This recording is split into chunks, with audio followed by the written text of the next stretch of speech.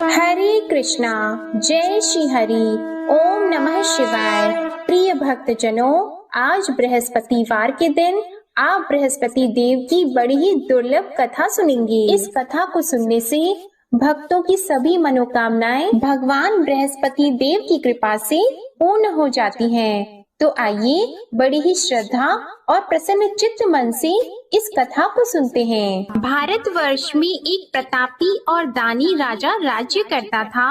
वह नित्य गरीबों और ब्राह्मणों की सहायता करता था। यह बात उसकी रानी को अच्छी नहीं लगती थी। वह न ही गरीबों को दान देती, न ही भगवान का पूजन करती थी और राजा को भी दान देने से मना किया करती थी। एक दिन राजा शिकार खेलने वन को गए हुए थे, तो रानी महल में अकेली थी। उसी समय बृहस्पति देव साधु वेश में राजा के महल में भिक्षा लेने के लिए गए और भिक्षा मांगी, तो रानी ने भिक्षा देने से इनकार कर दिया और कहा, हे साधु महाराज, मैं तो दान पुण्य से तंग आ गई हूँ। मेरा पति सारा धन लुटाते रहते हैं। मेरी इच्छा है कि हमारा धन नष्ट हो जाए, फिर न रहेगा बांस, न बजेगी बांसुरी। साधु ने कहा, देवी तुम तो बड़ी विचित्र हो। धन संतान तो सभी चाहते हैं, पुत्र और लक्ष्मी तो पापी के घर भी होने चाहिए। यदि तुम्हारे पास अधिक धन है तो भूखों को भोजन दो, प्यासों के लिए प्याऊ बनवाओ, मुसाफिरों के लिए धर्मशालाएं खुलवाओ। जो निर्धन अपनी कुंवारी कन्याओं का विवाह नहीं कर सकते, उनका विवाह करा दो। ऐसे और कई काम हैं जिनके करने से तुम्हारा यश लोक और परलोक में फैलेगा। परंतु रानी पर उपदेश का कोई प्रभाव नहीं पड़ा। वह बोली, महाराज आप मुझे कुछ न समझाएं। मैं ऐसा धन नहीं चाहती जो हर जगह बांटती फिरूं। साधु ने उत्तर दिया, यदि तुम्हारी ऐसी इच्छा है तो तथास्तु। तुम ऐसा करना कि बृहस्पतिवार को घर लीपकर पीली मिट्टी से अपना सिर धोकर स्नान करना, भट्टी चढ़ाकर कपड़े धोना। ऐसा करने से आपका सारा धन नष्ट हो जाएगा। इतना कहकर वह साधु महाराज वहाँ से आलोक हो गए और साधु के अनुसार कई बातों को पूरा करते हुए रानी को केवल 3 बृहस्पतिवार ही बीते थे कि उसकी समस्त धन संपत्ति नष्ट हो गई। भोजन के लिए राजा का परिवार तरसने लगा। तब एक दिन राजा ने रानी से बोला कि हे रानी, तुम यहीं रहो, मैं दूसरे देश को जाता हूँ, क्योंकि यहाँ पर सभी लोग मुझे जानते हैं, इसलिए मैं कोई छोटा कार्य नहीं कर सकता। ऐसा कहकर राजा परदेश चला गया। वहाँ वह जंगल से लकड़ी काट कर लाता और शहर में बेचता था। इस तरह वह अपना जीवन व्यतीत करने लगा। इधर राजा के परदेश जाते ही रानी और दासी दुखी रहने लगी। एक बार जब रानी और दासी को 7 दिन तक बिना भोजन के रहना पड़ा, तो रानी ने अपनी दासी से कहा, हे दासी, पास ही के नगर में मेरी बहन रहती है, वह बड़ी धनवान है। तू उसके पास जा और कुछ लेकर आ, ताकि थोड़ा बहुत गुजार बसर हो सके। रानी दासी की बहन के पास गई। उस दिन गुरुवार था और रानी की बहन उस समय बृहस्पतिवार व्रत की कथा सुन रही थी। दासी ने रानी की बहन को अपनी रानी का संदेश दिया, लेकिन रानी की बड़ी बहन ने कोई उत्तर नहीं दिया। जब दासी को रानी की बहन से कोई उत्तर नहीं मिला, तो वह बहुत दुखी हुई और उसे क्रोध भी आया। दासी ने वापस आकर रानी को सारी बात बता दी। सुनकर रानी ने अपने भाग्य को कोसा।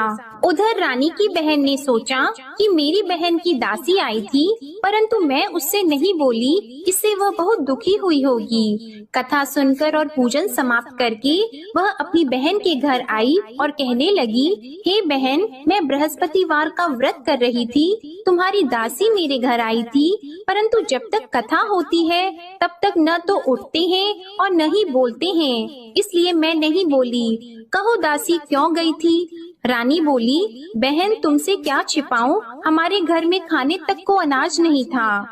ऐसा कहते कहते रानी की आंखें भर आई। उसने दासी समेत पिछले 7 दिनों से भूखे रहने तक की बात अपनी बहन को विस्तार पूर्वक सुना दी। रानी की बहन बोली, देखो बहन, भगवान बृहस्पति सबकी मनोकामना को पूर्ण करते हैं। देखो शायद तुम्हारे घर में अनाज रखा हो। पहले तो रानी को विश्वास नहीं हुआ, पर बहन के आग्रह करने पर उसने अपनी दासी को अंदर भेजा तो उसे सचमुच अनाज से भरा एक घड़ा मिल गया। यह देखकर दासी को बड़ी हैरानी हुई। दासी रानी से कहने लगी, हे रानी, जब हमको भोजन नहीं मिलता तो हम व्रत ही तो करते हैं, इसलिए क्यों न इनसे व्रत और कथा की विधि पूछ ली जाए ताकि हम भी व्रत कर सकें। तब रानी ने अपनी बहन से बृहस्पतिवार व्रत के बारे में पूछा।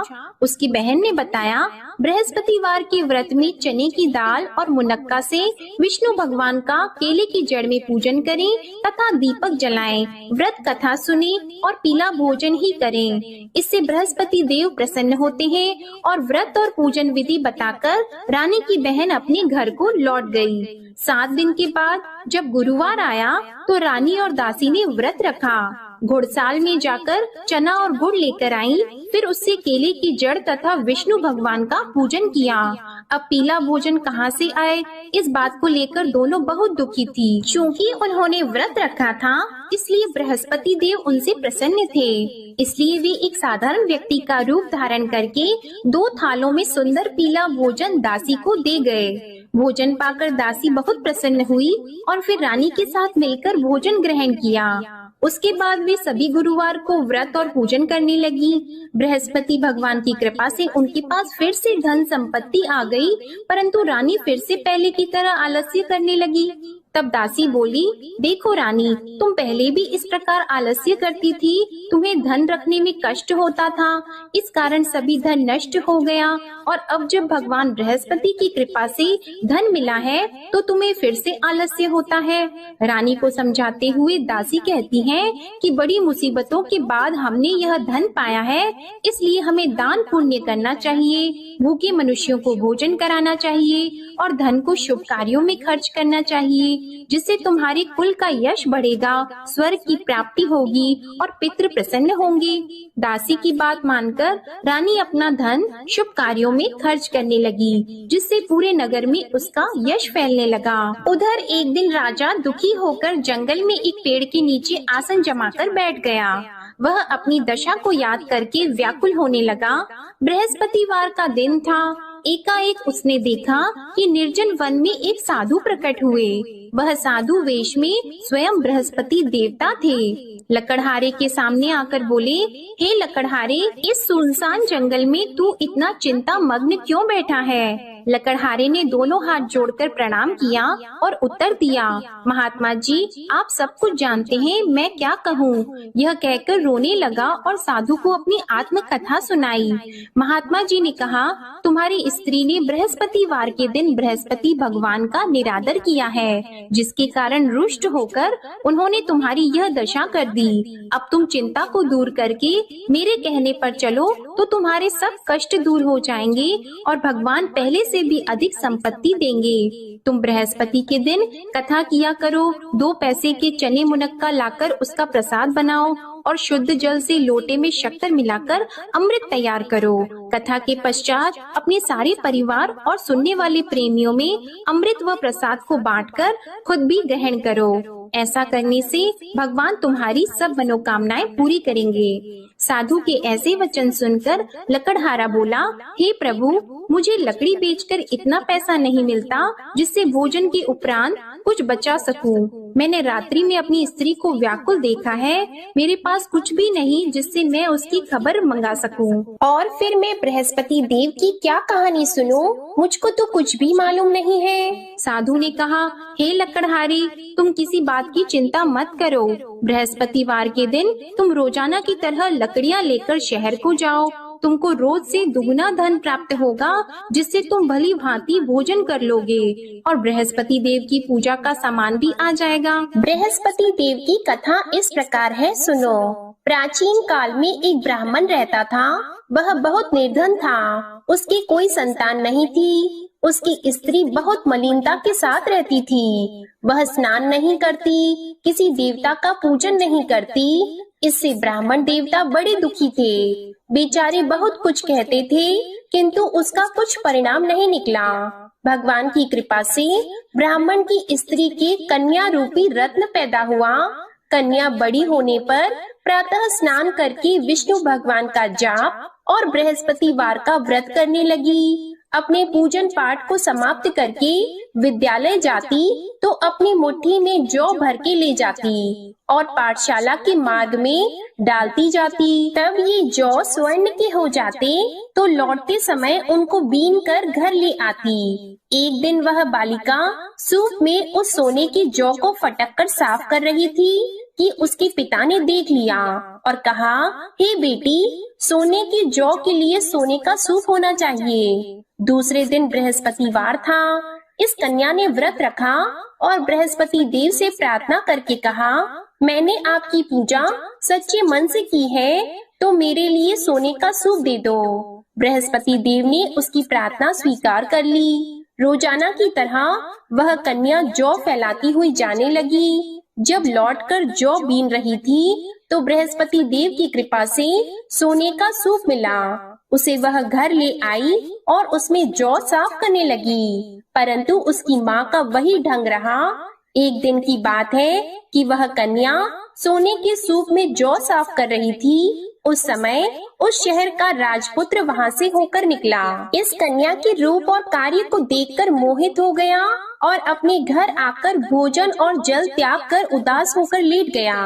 राजा को इस बात का पता लगा तो अपने प्रधानमंत्री के साथ उसके पास गए और बोले, हे बेटा, तुम्हें किस बात का कष्ट है? किसी ने तुम्हारा अपमान किया है अथवा और कोई कारण हो सो कहो, मैं वही कार्य करूँगा जिससे तुम्हें प्रसन्नता हो। अपने पिता की राजकुमार ने बातें सुनी तो वह बोला, मुझे आपकी कृपा से किसी बात का दुख नहीं है। किसी ने मेरा अपमान नहीं किया है, परंतु मैं उस लड़की से विवाह करना चाहता हूँ जो सोने के सूप में जौ साफ कर रही थी। यह सुनकर राजा आश्चर्य में पड़ गया और बोला, हे बेटा, इस तरह की कन्या का पता तुम ही लगाओ, मैं उसके साथ तेरा विवाह अवश्य ही करवा दूंगा। राजकुमार ने उस लड़की के घर का पता बताया।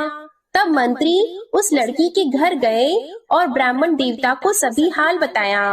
ब्राह्मण देवता राजकुमार के साथ अपनी कन्या का विवाह करने के लिए तैयार हो गए तथा विधि विधान के अनुसार ब्राह्मण की कन्या का विवाह राजकुमार के साथ हो गया। कन्या के घर से जाते ही पहले की भांति उस ब्राह्मण देवता के घर में गरीबी का निवास हो गया। अब भोजन के लिए भी अन्न बड़ी मुश्किल से मिलता था।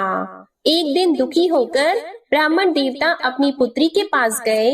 बेटी ने पिता की दुखी अवस्था को देखा और अपनी माँ का हाल पूछा। तब ब्राह्मण ने भी सभी हाल कहा। कन्या ने बहुत सा धन देकर अपने पिता को विदा कर दिया। इस तरह ब्राह्मण का कुछ समय सुख पूर्वक व्यतीत हुआ। कुछ दिन के बाद फिर वही हाल हो गया। ब्राह्मण फिर अपनी कन्या के यहाँ गया और सारा हाल कहा तो लड़की बोली, हे पिताजी, आप माताजी को यहाँ ले आओ, मैं उन्हें विधि बता दूंगी जिससे उनकी गरीबी दूर हो जाए। वह ब्राह्मण देवता अपनी स्त्री को साथ लेकर पहुँचे तो अपनी माँ को समझाने लगी कि हे माँ, तुम प्रातः काल प्रथम स्नान आदि करके विष्णु भगवान का पूजन करो तो सब दरिद्रता दूर हो जाएगी। परंतु उसकी माँ ने एक भी बात नहीं मानी और प्रातः काल उठकर अपनी पुत्री के बच्चों की जूठन को खा लिया। इससे उसकी पुत्री को भी बहुत गुस्सा आया। उसने एक रात को एक कोठरी से सारा सामान निकाल दिया और अपनी माँ को उसमें बंद कर दिया। प्रातः उसमें से उसे निकाला तो स्नान आदि करा के पूजा पाठ करवाया तो उसकी माँ की बुद्धि ठीक हो गई। इसके बाद वह नियम से पूजा पाठ करती और प्रत्येक बृहस्पतिवार को व्रत रखने लगी। इस व्रत के प्रभाव से उसकी माता और पिता बहुत ही धनवान और पुत्रवान हो गए और बृहस्पति देवता के प्रभाव से इस लोक के सुख को भोगकर अंत में स्वर्ग को प्राप्त हुए। इस तरह कहानी कहकर साधु देवता वहाँ से अंतर्ध्यान हो गए। धीरे धीरे समय व्यतीत होने पर फिर वही बृहस्पतिवार का दिन आया। लकड़हारा जंगल से लकड़ी काटकर किसी शहर में बेचने गया। उसे उस दिन और दिन से अधिक पैसा मिला। राजा ने चना गुड़ आदि लाकर गुरुवार का व्रत किया। उस दिन से उसके सभी क्लेश दूर हो गए। परंतु जब दोबारा गुरुवार का दिन आया तो बृहस्पतिवार का व्रत करना भूल गया। इस कारण बृहस्पति भगवान नाराज हो गए। उस दिन उस नगर के राजा ने विशाल यज्ञ का आयोजन किया था तथा शहर में ये घोषणा करा दी कि कोई भी मनुष्य अपने घर में भोजन न बनवाए, न आग जलाए। समस्त जनता मेरे यहाँ भोजन करने आए। इस आज्ञा को जो न मानेगा उसे फांसी की सजा दी जाएगी। इस तरह की घोषणा संपूर्ण नगर में करवा दी गई। राजा की आज्ञा के अनुसार शहर के सभी लोग भोजन करने गए, लेकिन लकड़हारा कुछ देर से पहुंचा, इसलिए राजा उसको अपने साथ घर लेके गए और ले जाकर भोजन करा रहे थे तो रानी की दृष्टि उस खूंटी पर पड़ी जिस पर उसका हार लटका हुआ था। वह वहाँ पर दिखाई नहीं दिया। रानी ने निश्चय किया कि मेरा हार इस मनुष्य ने चुरा लिया है। उसी समय सिपाहियों को बुलाकर उसको कारागार में डलवा दिया। जब लकड़हारा कारागार में पड़ गया और बहुत दुखी होकर विचार करने लगा कि न जाने कौन से पूर्व जन्म के कर्म से मुझे यह दुख प्राप्त हुआ है, और उसी साधु को याद करने लगा जो कि जंगल में मिला था। उसी समय तत्काल बृहस्पति देव साधु के रूप में प्रकट हुए और उसकी दशा को देखकर कहने लगे, अरे मूर्ख, तूने बृहस्पति देव की कथा नहीं करी, इस कारण तुझे दुख प्राप्त हुआ है। अब चिंता मत कर, बृहस्पतिवार के दिन कारागार के दरवाजे पर 4 पैसे पड़े मिलेंगे, उनसे तू बृहस्पति देव की पूजा करना, तेरे सभी कष्ट दूर हो जाएंगे। बृहस्पतिवार के दिन उसे 4 पैसे मिले। लकड़हारे ने कथा कही। उसी रात्रि को बृहस्पति देव ने उस नगर के राजा को स्वप्न में कहा, हे राजा, तुमने जिस आदमी को कारागार में बंद कर दिया है वह निर्दोष है, वह राजा है, उसे छोड़ देना। रानी का हार उसी खूंटी पर लटका है, अगर तू ऐसा नहीं करेगा तो मैं तेरे राज्य को नष्ट कर दूंगा। इस तरह रात्रि के स्वप्न को देखकर राजा प्रातः काल उठा और खूंटी पर हार देखकर लकड़हारे को बुलाकर क्षमा मांगी और लकड़हारे को योग्य सुंदर वस्त्र आभूषण देकर विदा कर दिया। बृहस्पति देव की आज्ञा के अनुसार लकड़हारा अपने नगर को चल दिया। राजा जब अपने नगर के निकट पहुंचा तो उसे बड़ा आश्चर्य हुआ। नगर में पहले से अधिक बाग, तालाब, कुएं तथा बहुत सी धर्मशाला, मंदिर आदि बन गई हैं। राजा ने पूछा, यह किसका बाग और धर्मशाला है? तब नगर के सब लोग कहने लगे, यह सब रानी और बंदी के हैं। तो राजा को आश्चर्य हुआ और गुस्सा भी आया। जब रानी ने यह खबर सुनी कि राजा आ रहे हैं तो उन्होंने दासी से कहा, हे दासी, देख राजा हमको कितनी बुरी हालत में छोड़ गए थे।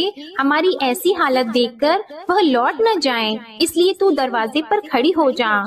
आज्ञा के अनुसार दासी दरवाजे पर खड़ी हो गई। राजा आए तो उन्हें अपने साथ लेकर आई। तब राजा ने क्रोध करके अपनी रानी से पूछा कि यह धन तुम्हें कैसे प्राप्त हुआ है? तब उन्होंने कहा, हमें यह सब धन बृहस्पति देव के इस व्रत के प्रभाव से प्राप्त हुआ है। राजा ने निश्चय किया कि 7 रोज बाद तो सभी बृहस्पति देव का पूजन करते हैं, परंतु मैं प्रतिदिन दिन में 3 बार कहानी और रोज व्रत किया करूँगा। अब हर समय राजा के दुपट्टे में चने की दाल बंदी रहती और दिन में 3 बार कहानी कहते। एक रोज राजा ने विचार किया कि चलो अपनी बहन के यहाँ हो आवे। इस तरह निश्चय करके राजा घोड़े पर सवार होकर अपनी बहन के यहाँ को चलने लगा। मार्ग में उसने देखा कि कुछ आदमी एक मुर्दे को लिए जा रहे हैं। उन्हें रोककर राजा कहने लगा, अरे भाइयों, मेरी बृहस्पति देव की कथा सुन लो। वे बोले, लो हमारा तो आदमी मर गया है, इसको अपनी कथा की पड़ी है। परंतु कुछ आदमी बोले, अच्छा कहो, हम तुम्हारी कथा भी सुनेंगे। राजा ने दाल निकाली और जब कथा आधी हुई थी कि मुर्दा हिलने लग गया, और जब कथा समाप्त हो गई तो राम राम करके मनुष्य उठकर खड़ा हो गया। आगे मार्ग में उसे एक किसान खेत में हल चलाता मिला तो राजा ने उसे देखकर बोला, अरे भैया, तुम मेरी बृहस्पतिवार की कथा सुन लो। किसान बोला, जब तक मैं तेरी कथा सुनूंगा तब तक 4 हरैया जोत लूंगा। जा अपनी कथा किसी और को सुनाना। इस तरह राजा आगे चलने लगा। राजा के हटते ही बैल पछाड़ खाकर गिर गए और किसान के पेट में बड़ी जोर का दर्द होने लगा। उस समय उसकी माँ रोटी लेकर आई और उसने जब यह देखा तो अपने पुत्र से सब हाल पूछा और बेटे ने सभी हाल कह दिया। तो बुढ़िया दौड़ी दौड़ी उस घुड़सवार के पास गई और उससे बोली कि मैं तेरी कथा सुनूंगी, तू अपनी कथा मेरे खेत पर चलकर ही कहना। राजा ने बुढ़िया के खेत पर जाकर कथा कही, जिसके सुनते ही वह बैल उठकर खड़े हुए तथा किसान के पेट का दर्द भी बंद हो गया। राजा अपनी बहन के घर पहुंचा। बहन ने भाई की खूब मेहमानी की। दूसरे रोज प्रातः काल राजा जगा तो वह देखने लगा कि सब लोग भोजन कर रहे हैं। राजा ने अपनी बहन से कहा, ऐसा कोई मनुष्य है जिसने भोजन नहीं किया हो? मेरे बृहस्पतिवार की कथा सुन ले।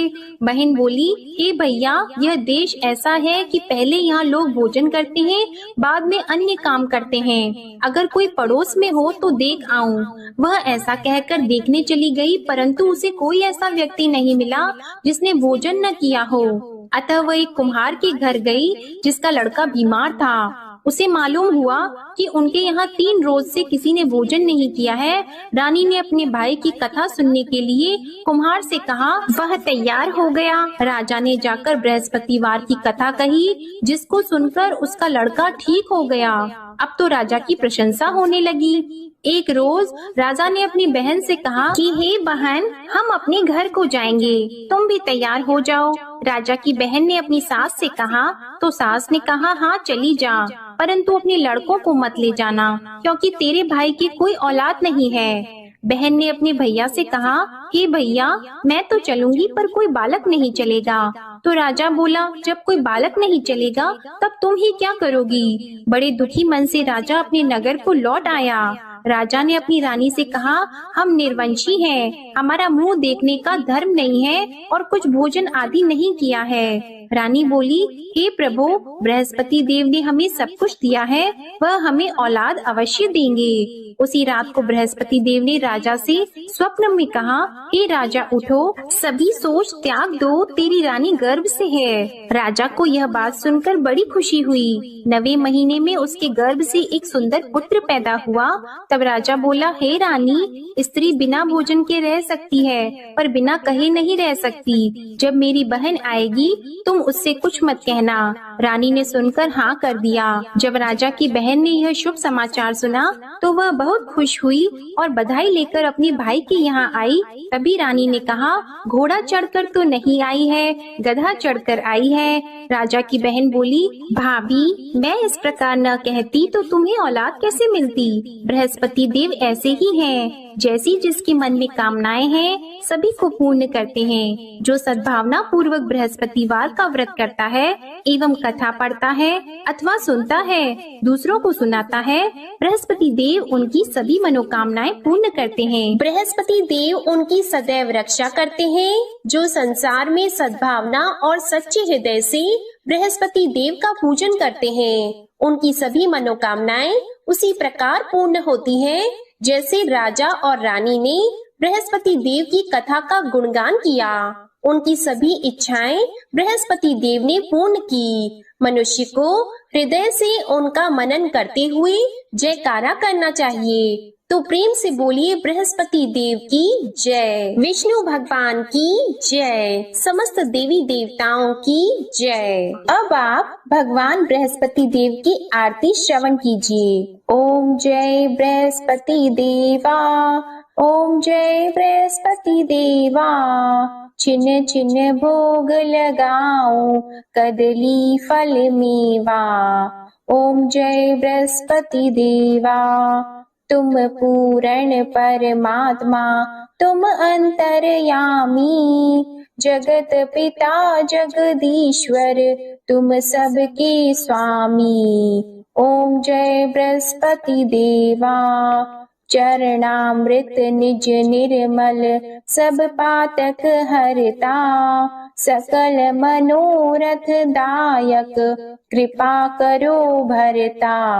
ओम जय बृहस्पति देवा, तन मन धन अर्पण कर, जो जन शरण पड़े, प्रभु प्रकट तब होकर, आकर द्वार खड़े। ओम जय बृहस्पति देवा, दीन दयाल दयानिधि, भक्तन हितकारी, पाप दोष सब हरता, भव बंधन हारी। ओम जय बृहस्पति देवा, सकल मनोरथ दायक सब संशय तारो, विषय विकार मिटाओ संतन सुखकारी। ओम जय बृहस्पति देवा, जो कोई आरती तेरी प्रेम सहित गावे, ज्येष्ठानंद बंद सो निश्चय ही पावे। ओम जय बृहस्पति देवा, ओम जय बृहस्पति देवा। प्रेम से बोलिए भगवान बृहस्पति देव की जय। बोलिए भगवान श्री लक्ष्मी नारायण जी की जय। आपको आज की कथा पसंद आए, आरती पसंद आए तो वीडियो को लाइक कीजिएगा, शेयर कीजिएगा, कमेंट में भगवान बृहस्पति देव जी की जय लिखिएगा और चैनल को भी सब्सक्राइब कीजिएगा। इसी के साथ आज आप हमारे चैनल पर भादो मास महात्म्य की कथा और हल षष्ठी की व्रत कथा भी जरूर सुनिएगा। प्रेम से बोलिए भगवान श्री बृहस्पति देव की जय।